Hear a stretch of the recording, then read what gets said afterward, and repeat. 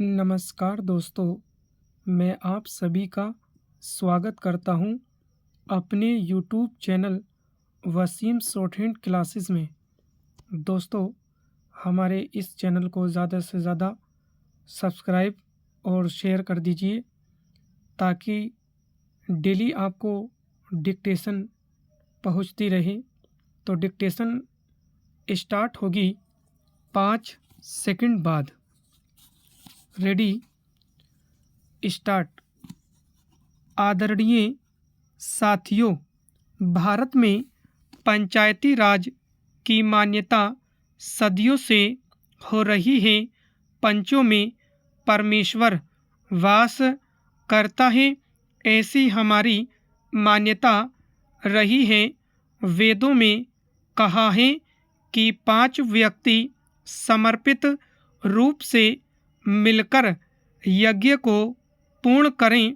स्वर्गीय राष्ट्रपिता महात्मा गांधी जी की मान्यता थी कि भारत की आत्मा गांवों में बसती है।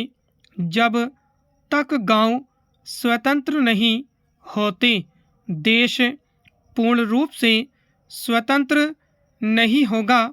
गांधी जी के अनुसार सच्चे लोकतंत्र का परिचालन केंद्र में बैठे व्यक्तियों द्वारा नहीं कराया जा सकता है। इसका क्रियान्वयन प्रत्येक गांव के निवासियों के माध्यम से ही होना चाहिए।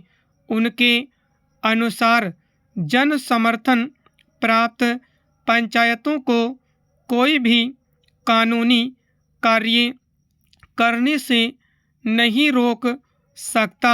गांवों का प्रत्येक समूह या उस समूह के सदस्य अपनी पंचायत बना सकते हैं, चाहे भारत के अन्य गांवों में पंचायतें हो अथवा नहीं हो।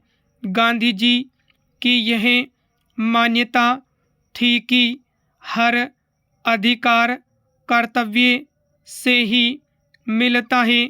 ऐसे अधिकारों से कोई भी वंचित नहीं कर सकता। पंचायत लोगों की सेवा करने के लिए है तथा भारत का हर लोकतंत्र इकाई गांव ही है। भारतीय संविधान के अनुच्छेद 40वें पंचायती राज के संबंध में अंकित किया गया है कि राज्य ग्राम पंचायतों का संगठन करने के लिए अग्रसर होगा तथा उनको ऐसी शक्तियां और अधिकार प्रदान करेगा जो उन्हें स्वायत्त शासन की इकाइयों के रूप में कार्य करने योग्य बनाने के लिए आवश्यक हो। इस उद्देश्य से प्रेरित होकर भारत सरकार ने पंचायती राज व्यवस्था को सुदृढ़ करने के लिए समय समय पर कदम उठाए हैं। 2 अक्टूबर 1952 को भारत सरकार द्वारा ग्रामीण विकास हेतु सामुदायिक विकास कार्यक्रम प्रारंभ किए गए। इसके अधीन स्थानीय विकास हेतु सरकार द्वारा विकास खंडों को अनुदान राशि दी गई। भारत सरकार ने देश के ग्रामीणों का सर्वांगीण विकास करने हेतु पंचायत राज संस्थाओं के संबंध में 1957 में बलवंत राय मेहता समिति का गठन किया। इस समिति ने सिफारिश की कि विकास से संबंधित समस्त कार्यों को पंचायती राज्य संस्थाओं को सुपुर्द कर दिया जाना चाहिए। समिति की सिफारिश के अनुसार ग्राम स्तर पर ग्राम पंचायतें पूर्णतः निर्वाचित हों।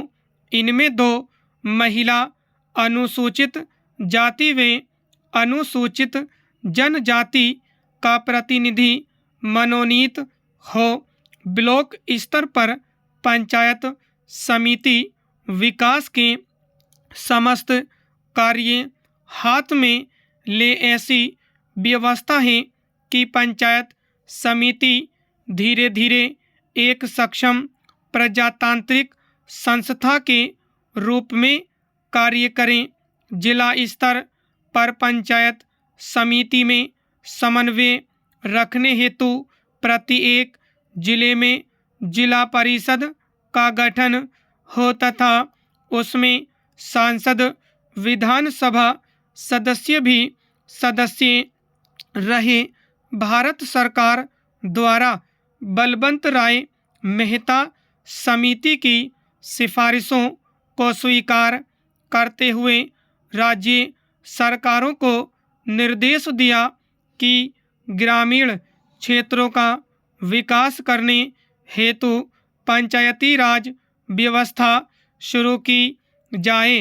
राजस्थान सरकार ने देश में सबसे पहले 2 अक्टूबर 1959 को नागौर में द्वीप प्रज्वलित कर त्रिस्तरीय पंचायती राज व्यवस्था आरंभ की।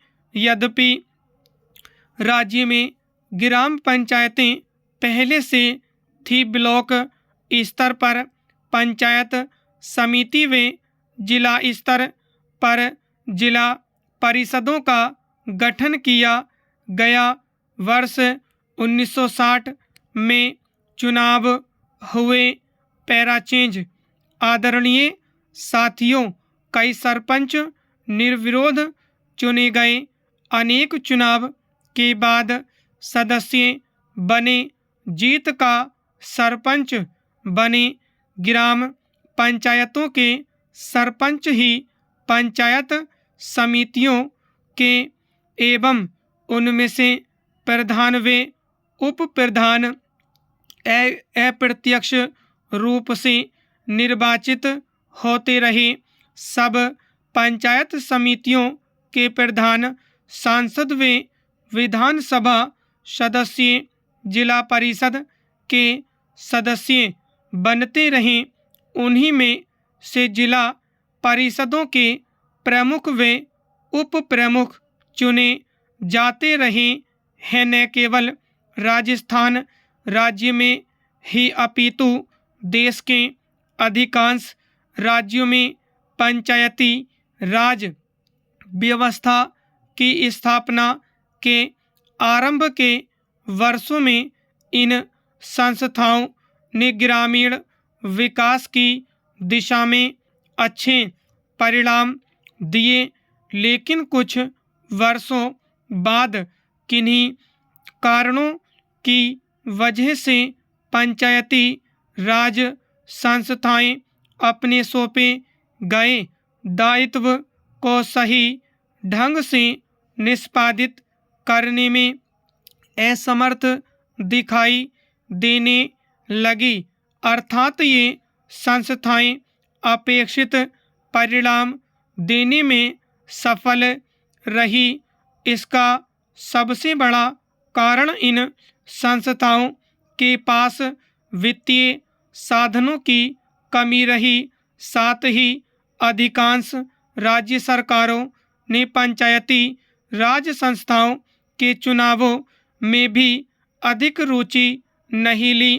पंचायती राज संस्थाओं को अधिक गतिशील बनाने हेतु अशोक मेहता कमेटी ने सिफारिश की कि विकास कार्यक्रमों एवं योजनाओं को क्रियान्वित करने की जिम्मेदारी जिला परिषदों की हो।